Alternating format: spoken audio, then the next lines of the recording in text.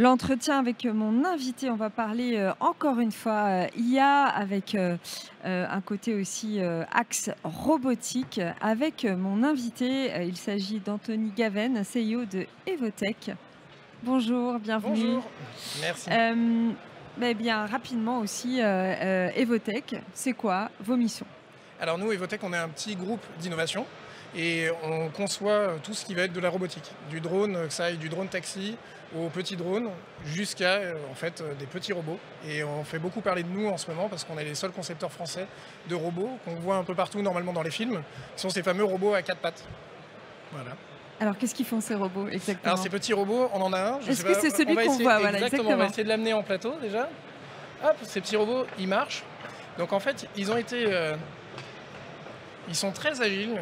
L'avantage, c'est que ce sont des robots qui, contrairement à des robots roulants, vont passer absolument partout. Ils vont monter des escaliers, descendre des escaliers, prendre toutes sortes d'obstacles. Et ça va permettre d'aller un peu plus loin sur certaines missions, entre autres tout ce qui est mission sécurité, sûreté et protection.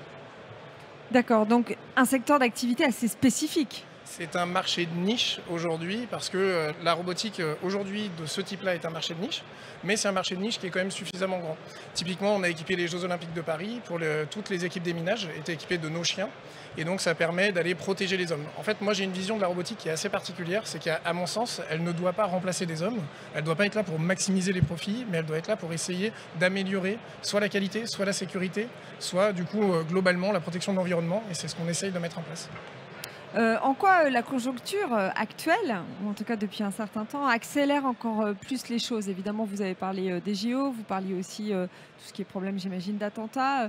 En quoi le contexte peut faire que ça fonctionne bien?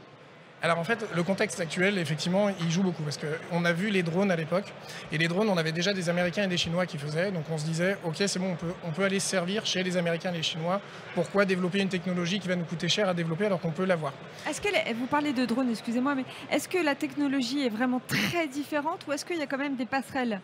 Alors il y a des passerelles dans le contrôle et dans les méthodes de contrôle, mais après c'est très différent d'un point de vue des algorithmes qui permettent la stabilisation. Et du coup, en fait, comme c'est très différent là-dessus, aujourd'hui, on prenait le risque jusqu'à maintenant de reproduire le même schéma, c'est-à-dire américain ou chinois, sauf que le contexte géopolitique ayant changé, il y a une vraie recherche maintenant de souveraineté européenne.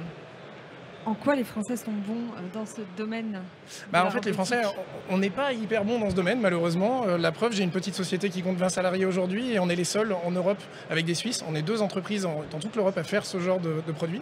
Et donc, on a beaucoup de retard, on accumule du retard parce qu'on a du mal à concevoir et à comprendre le sens intrinsèque de ces robots.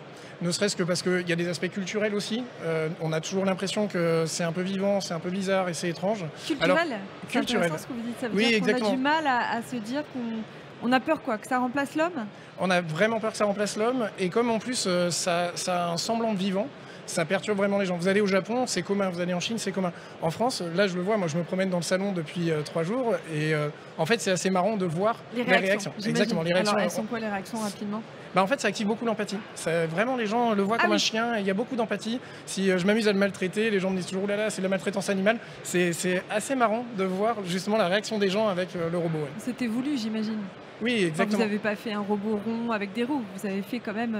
Non, en fait, le fait qu'il marche nous permet d'optimiser vraiment les déplacements. Si vous avez des roues, même les chenilles, on a l'impression que ça monte bien les escaliers. Et en fait, c'est pas le cas.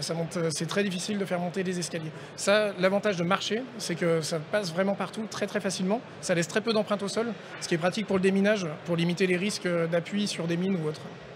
Du coup, est-ce que ça a été intéressant, vos 2 jours ici? Est-ce que vous avez eu des touches en quelque sorte? Alors oui, même si nous, aujourd'hui, on est sur ce salon de manière un peu spécifique, on est plus là pour essayer de faire du prosélytisme européen. Sensibiliser. Exactement. Pour essayer de montrer que cette technologie existe, qu'on est présent sur le marché et qu'en fait, il y a des Européens et des Français qui maîtrisent ces technologies. Il faut absolument aujourd'hui valoriser au maximum les Européens qui maîtrisent ces technologies. Merci Anthony Gaven, Evotech. Merci d'être venu Avec plaisir, accompagné merci. de votre robot. Merci.